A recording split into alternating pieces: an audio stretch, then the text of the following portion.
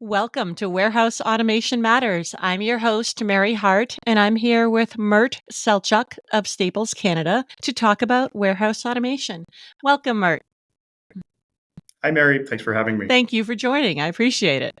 Can you tell me about your role as Senior Manager of Supply Chain Strategy and Capabilities and how you got into the supply chain industry? Absolutely. So I've graduated from industrial engineering at the University of Toronto about a decade ago. Loved engineering so much, went back one more time, did my master's there as well. And how I got into supply chain is a fun story. Right out of university, my first job was with DHL's solution design team. I was introduced to the beautiful science of facility design, and I've been here for almost 10 years, still in supply chain. To talk a little bit about my role in Staples Canada. So, our team is the central node of all supply chain activities. We work with a lot of cross functional stakeholders, such as our FC distribution and operations, transportation, replenishment, supply chain systems, so on and so forth. Now, our team specializes in solution design and engineering. We support a variety of projects from automation integration, facility and workforce design, process and system design, continuous improvement engineering, and my personal favorite, we also established the short and the long term supply chain strategy for Staples' network. Perfect. Thank you. And that's a great story of how you got into it. I appreciate it. So, what initially sparked the conversation around automation at Staples Canada? Was there a specific challenge or opportunity that got that ball rolling? Yeah, great question. So our network has recently gone through, and I should actually say, still going through a very successful implementation of a tier one WMS system. We went from pen and paper to a very robust WMS, and that really made our associates' lives simpler. And that allowed us to ask the question, what's next? We knew from day one that our automation journey, that our priorities were to improve the quality of our associates, as well as provide exceptional service to our customers. So with those questions in mind, we started knocking on the door of automation, and that's how we really got into our automation journey, as you put. So, how did you and your team go about exploring the warehouse automation landscape when you were taking a look during that journey? This is a great one. So, as you well know, automation landscape is where you constantly need to keep an eye on the market.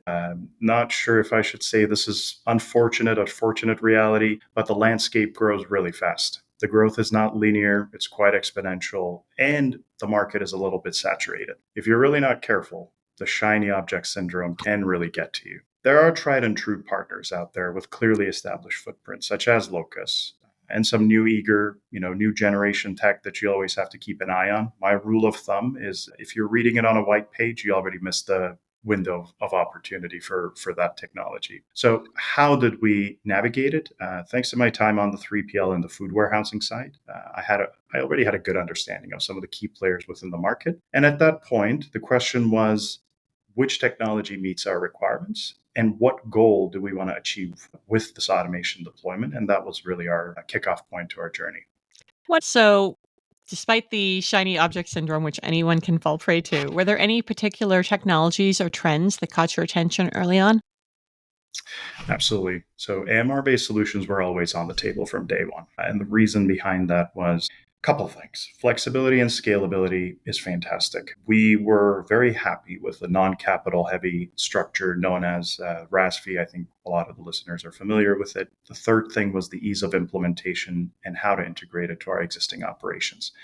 We had a lot of sites that were already up and running with certain types of manual operations. So being able to incorporate Locus without disrupting the operations and without going through excessive change management was something that we wanted to achieve. Finally, this was very important to us. The collaborative nature of the technology. We wanted the technology to be collaborative to our associates. We wanted to empower the teams with the best tools to ensure the ownership of this cobot fleet from day one. So with those in mind, I would say AMRs were at the top spot on our ranking list. So, once automation and AMRs were on the table, what did your concept plan look like? Lots and lots and lots of meetings, and then lots and lots and lots of data pull. I do have to say a quick shout out to Harple from my team, who became an expert at pulling outbound transactional data, item master, location master, and inventory snapshots like it was nothing. But all jokes aside, our plan was to engage with key vendors. We wanted to conduct multiple proof of concept studies, review them with our FC operations teams, And that was really important to us. We didn't want to come with a top-down approach, but rather we wanted to incorporate our FC operations into the solution design cycle early on. So it was a bottom-up design that had the blessing of every stakeholder. Then, after the solution design was refined, we turned that into a business case that we ended up presenting to our senior leadership team for their buy-in. And as we went through the toll gates of Staples Canada's capital and new vendor onboarding principles, that's when we had the opportunity to start working with Locus. Thank you. During that concept, how did you approach mapping out what a successful implementation might entail? I would say this is my favorite question. So, a few things. First one, from day one, we structured a very tightly knit engineering, supply chain systems, operations, IT, project management, and Locus team.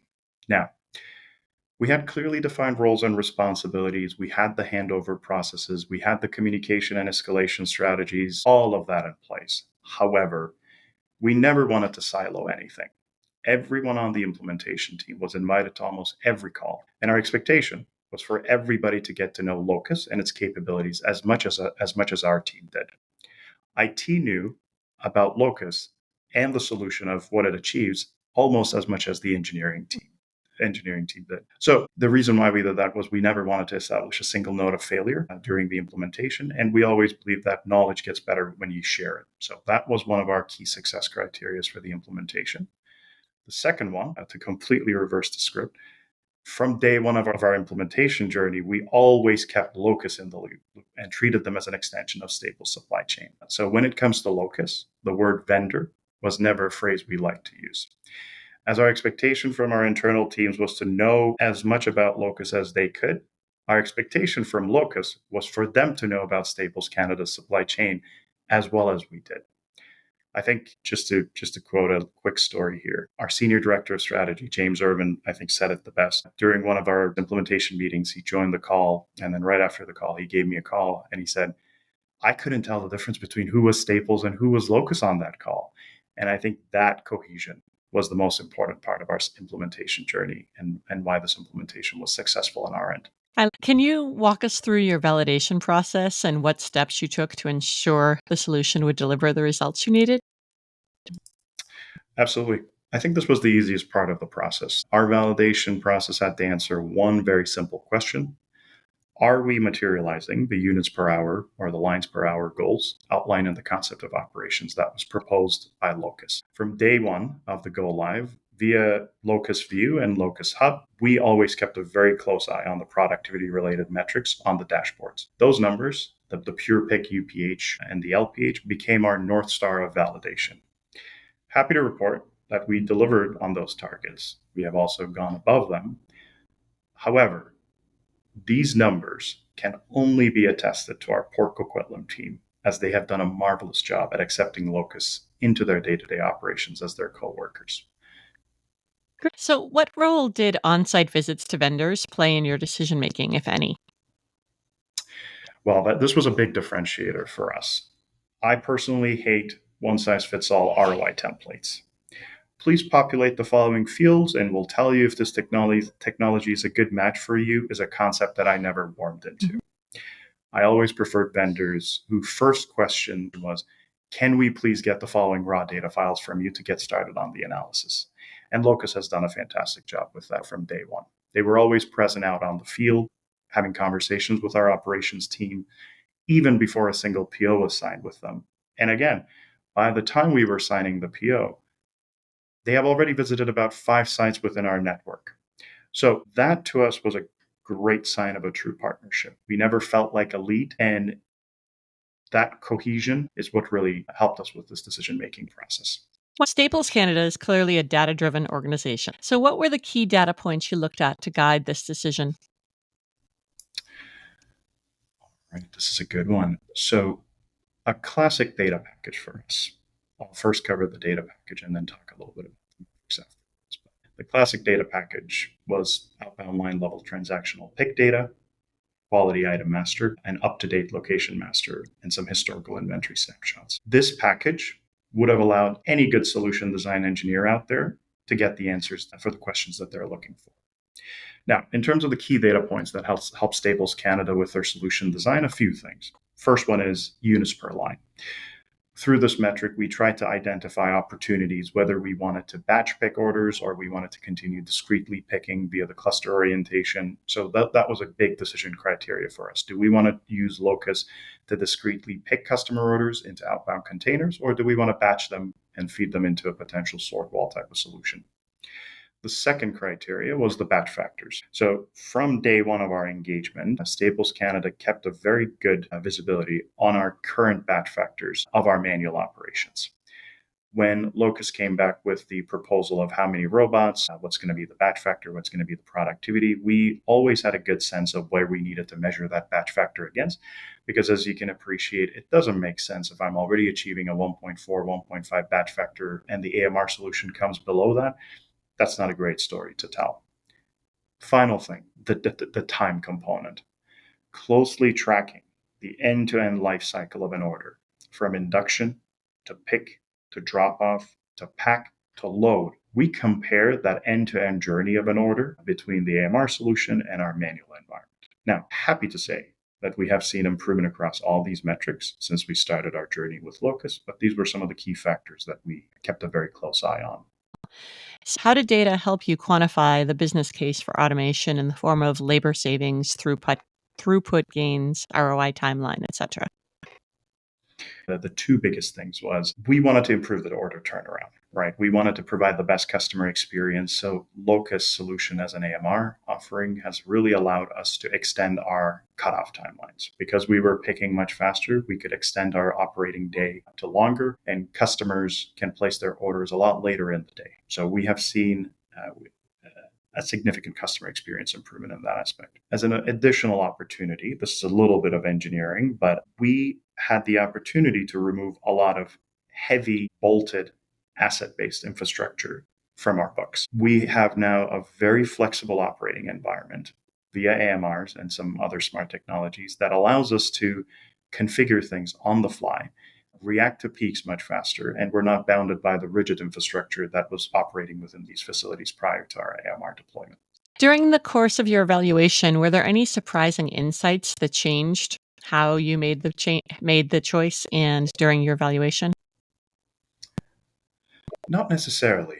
Because of the close-knit partnership from day one with Locus, we left no stone unturned. I'm sure Jonathan from the implementation team can attest to this. We probably did 14 iterations of certain flow layouts. We kept looking at it differently. We kept challenging the layouts. And by the time we locked in a final solution, we covered all ground. Now, this is a hilarious story. Let's talk about surprises. What was a real surprise during this implementation? Well, I just called out Jonathan from the Locus team. So he was supposed to come to one of our sites and help us with the go live phase for our Vancouver facility. In the morning, I wake up, I get a message from him, and he says, my flight, mid-flight, just hit a bird, and now I'm grounded in the middle of nowhere. I will somehow make it to the site. So I think that was the biggest surprise of the whole implementation, that our our deployment engineer got grounded because of an airplane situation, but somehow he made it to the site, and again he delivered. I think that was the most surprising part of this entire implementation. That's amazing. The poor bird, but I'm glad he was able to make it there. Okay. So, what were the top priorities on your checklist when you were evaluating automation vendors? Could it be scalability, integration, support, etc.? Absolutely. For us, the partnership was the most important thing. When it comes to tried and true technology providers, apart from what the technology can achieve, because you have hundreds of case studies out there, it is success stories, it is this many times the productivities, it is this much better utilization, and this is this much better SLA improvement. We were already in a great ballpark to start working with. Now, for us, the partnership was the key element in our checklist. We never wanted to feel like customer number 768th, but we wanted to be known as Staples Canada with the vendor that we were working with. And Locus, through multiple avenues, through the support that we've seen through our marketing teams, the support we have seen on ad hoc requests that we threw their way, has clearly demonstrated to us that we are a valued partner. And that, I think, was the biggest checklist on our evaluation method. So, were there any misconceptions or initial assumptions about robots that changed during your evaluation? Yes, to simplify a very long answer into a shorter one, automation is not magic, right? It is as successful as your operation teams allows it to be. No matter how great of a technology it is, no matter how robust, if it is not properly adopted, owned, and trained, it can still fail. So although I see Locus as a great AMR solution, I will caveat that by saying what made Locus in the ecosystem of Staples Canada are the people who are working with the AMR side by side, day in and day out. And looking back, what's something you wish you'd known at the start of your automation journey? Our automation journey is just Mhm. starting, right? We have a lot to learn, we have a lot to improve, and we have a lot to implement. However, let me maybe answer it in a different way. What I was happy to already have known at the beginning of our journey was invest in your engineering and solution design teams. People, professionals who can speak the language of data, operations, systems, who can be that true binding glue between all these other teams are invaluable. And I think having that solution design team at the center of any automation journey is going to set up the organizations for success. So, for other companies just beginning to explore automation, what specific advice would you give them when it comes to vetting vendors and planning their rollout?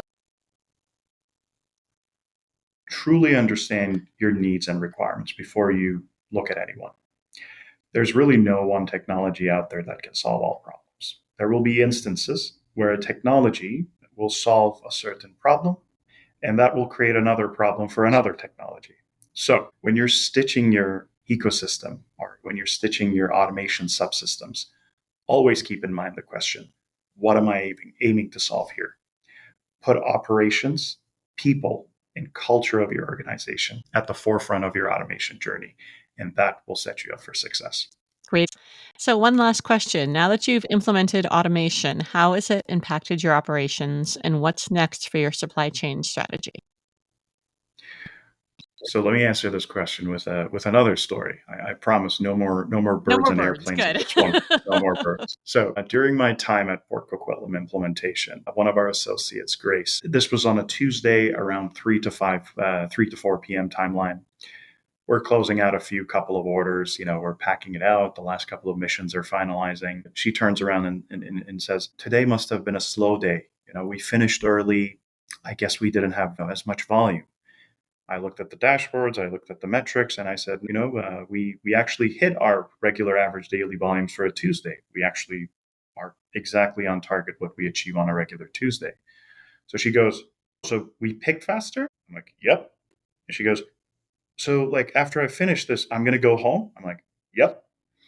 And that right there is what we're chasing for within our automation journey, creating a great work life balance for our operations while servicing our customers with the best technology and best products is what's in the horizon of Staples Canada's automation journey in the next couple of years. I love that. Thanks for sharing, Mert. I appreciate it. And thank you so much for being on the show today.